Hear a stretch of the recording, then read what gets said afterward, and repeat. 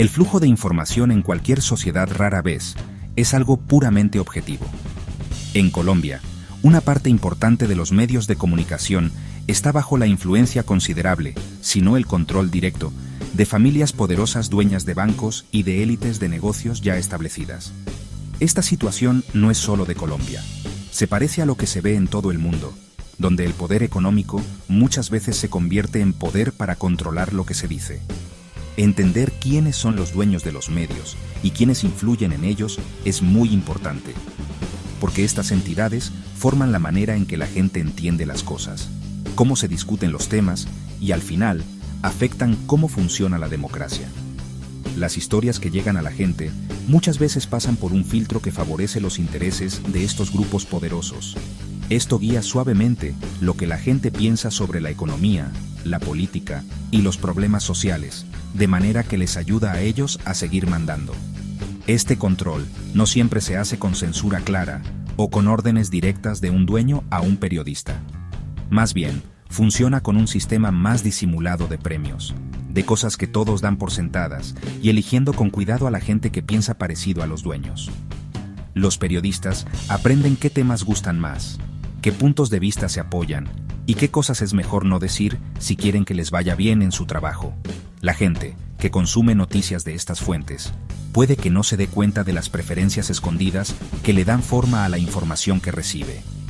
Esta forma disimulada de guiar lo que se habla en público es una herramienta poderosa para mantener las estructuras de poder que ya existen, asegurando que ciertas preguntas nunca se hagan tan fuerte como para amenazar cómo están las cosas. Las empresas de medios, en el fondo, son negocios. Necesitan mucha plata para funcionar, para pagar sueldos, para distribuir la información y para competir en un mercado difícil.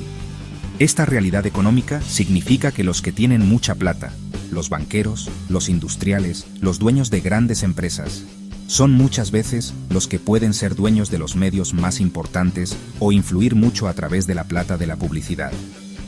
Esta conexión estructural entre los medios y las grandes empresas es algo fundamental que hay que tener en cuenta. No es una conspiración, sino más bien un resultado que se puede esperar de un sistema donde repartir información es en gran parte un negocio comercial, que depende de las fuerzas del mercado y de los intereses de sus participantes más ricos. Por eso, la pregunta inicial de quién controla los medios nos lleva a examinar las estructuras de poder económico. En Colombia, como en otras partes, este poder económico se traduce en el poder de darle forma a las historias, de definir qué se considera noticia y de influir en la opinión de la gente a gran escala.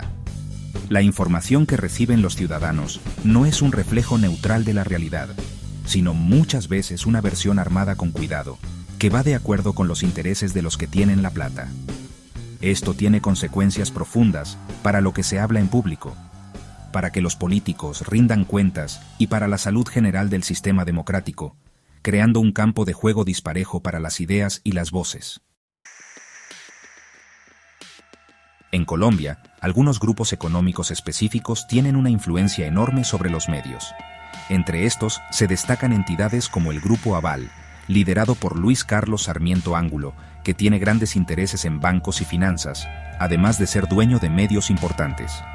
Igualmente, la organización Ardila Lule, con sus grandes inversiones en sectores como el azúcar y las bebidas, también controla cadenas de televisión y radio muy importantes.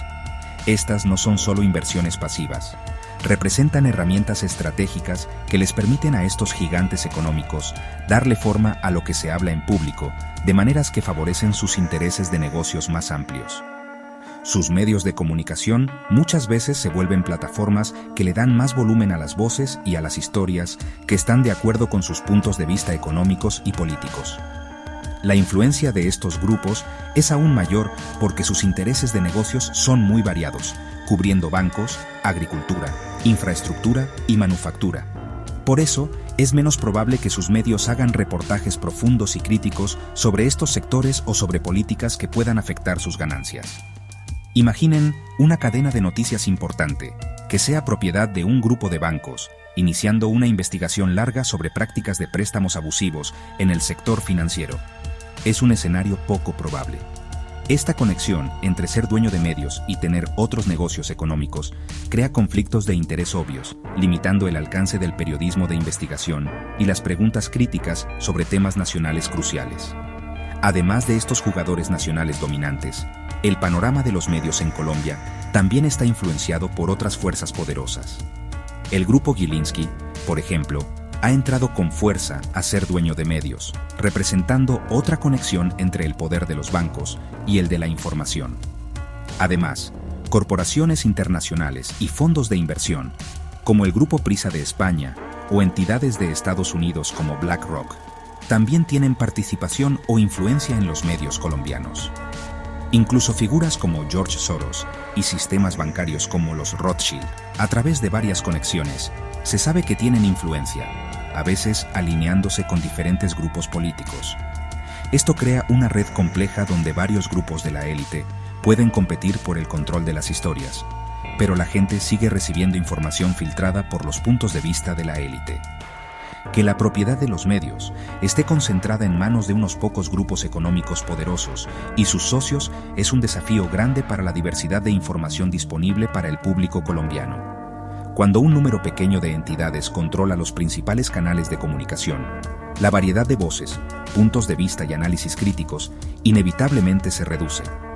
Esto limita la capacidad de la gente para acceder a una amplia gama de puntos de vista necesarios para tomar decisiones informadas en una sociedad democrática.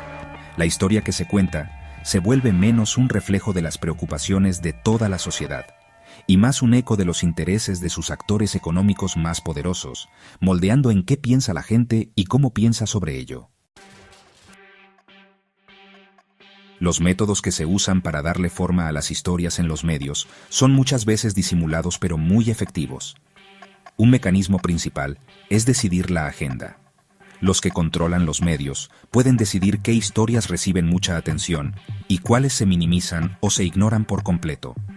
Un posible escándalo que involucre a un aliado político favorito podría recibir mínima atención, mientras que un pequeño error de un oponente se agranda.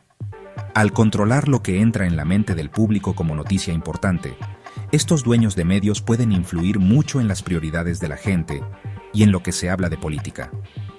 Este poder de incluir o excluir es un elemento base de la manipulación de los medios, determinando el marco mismo del debate público antes de que se presente la historia de una forma específica. Otra técnica crucial es el encuadre, o sea, cómo se presenta la historia.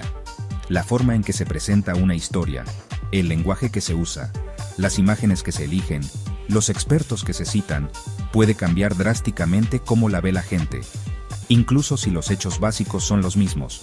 Por ejemplo, una huelga de trabajadores se puede presentar como una acción que molesta y daña la economía, o como una lucha justa por salarios y derechos justos.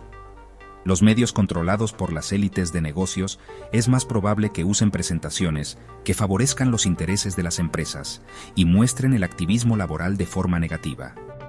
Esta forma de moldear cómo se ven las cosas es constante e influye en cómo los ciudadanos entienden temas complejos y a quién ven como héroes o villanos en los dramas sociales y políticos que están pasando. La polarización política muchas veces se empeora y a veces se alimenta a propósito por medios que están alineados con grupos económicos o políticos particulares. Investigaciones muestran que figuras de todo el espectro político en Colombia, como el expresidente Álvaro Uribe y el actual presidente Gustavo Petro, han sido claves en la manipulación de los medios, usando muchas veces las redes sociales para hablarle directamente a la gente y polarizarla. Los medios tradicionales, influenciados por sus dueños de la élite, pueden entonces agrandar estas divisiones, creando una guerra de desprestigio donde se anima a la gente a defender intereses políticos que al final sirven a estas élites económicas. Los ciudadanos se vuelven defensores apasionados de grupos dentro de la élite, muchas veces sin darse cuenta de las dinámicas de poder más grandes que hay detrás. Además, las realidades económicas de la industria de los medios, especialmente depender de la plata de la publicidad y a veces de alianzas directas con empresas, pueden ejercer una influencia poderosa y muchas veces no dicha sobre el contenido. Los medios pueden autocensurarse para no ofender a los grandes anunciantes o a los intereses de empresas poderosas que son cruciales para que puedan sobrevivir económicamente. Las historias críticas sobre grandes corporaciones o políticas del gobierno que las favorecen podrían suavizarse, retrasarse o eliminarse por completo. Esto crea un ambiente donde el periodismo de investigación crítico que desafía a los actores económicos poderosos se vuelve algo riesgoso, limitando aún más la información disponible para el público y protegiendo los intereses ya establecidos. El control generalizado de los medios por parte de las élites económicas tiene consecuencias profundas y preocupantes para la salud de la democracia colombiana. Un pueblo informado, capaz de tomar buenas decisiones basadas en información variada y confiable, es la base de cualquier sistema verdaderamente democrático. Cuando las principales fuentes de información están sistemáticamente torcidas para favorecer los intereses de una clase económica pequeña, la capacidad del público para participar de forma significativa en los procesos democráticos se ve gravemente afectada. Las decisiones sobre elecciones, políticas públicas y justicia social se distorsionan por un ambiente de medios hecho a la medida para proteger y promover las agendas de la élite, en lugar de servir al bien común de todos. Esta situación puede generar un cinismo generalizado en la gente y una pérdida de confianza, no solo en los medios mismos, sino también en otras instituciones democráticas. Cuando los ciudadanos sienten que las noticias están siempre inclinadas hacia un lado o que se están escondiendo verdades importantes, pueden desconectarse de la vida cívica o volverse presa fácil de la desinformación de fuentes menos creíbles. La sensación de que todo el mundo miente o que el sistema está arreglado puede llevar a la apatía o, por el contrario, a creer en discursos extremistas que prometen soluciones simples. Esta pérdida de confianza hace que el diálogo público constructivo y la solución de problemas en grupo sean cada vez más difíciles en una sociedad que ya enfrenta desafíos importantes. En este contexto, el papel de los medios de comunicación independientes se vuelve absolutamente crucial. Estas organizaciones, que muchas veces funcionan con muchos menos recursos y enfrentan presiones enormes, se esfuerzan por ofrecer puntos de vista alternativos, hacer investigaciones críticas y hacer que los poderosos rindan cuentas. Ofrecen un contrapeso vital a las historias dominantes que difunden los medios controlados por las empresas. Apoyar y mantener estas voces independientes no es solo una cuestión de diversidad periodística, es una necesidad fundamental para fomentar un público más informado y una democracia más fuerte. Su existencia crea espacios donde se pueden escuchar las voces marginadas y donde las verdades incómodas pueden salir a la luz. Al final, para enfrentar el desafío del control de los medios en Colombia, se necesita un enfoque con varias estrategias. Esto incluye fomentar una mayor cultura mediática entre la gente, para que los ciudadanos puedan evaluar críticamente la información que consumen y reconocer las preferencias escondidas. También implica explorar y apoyar diferentes modelos de financiación para el periodismo que reduzcan la dependencia de los grandes anunciantes corporativos o de dueños ricos. El camino hacia un panorama de información más justo y democrático es difícil, pero la búsqueda de medios independientes, críticos y diversos es esencial para empoderar a los ciudadanos y asegurar que la democracia colombiana pueda servir verdaderamente a toda su gente, no solo a unos pocos privilegiados.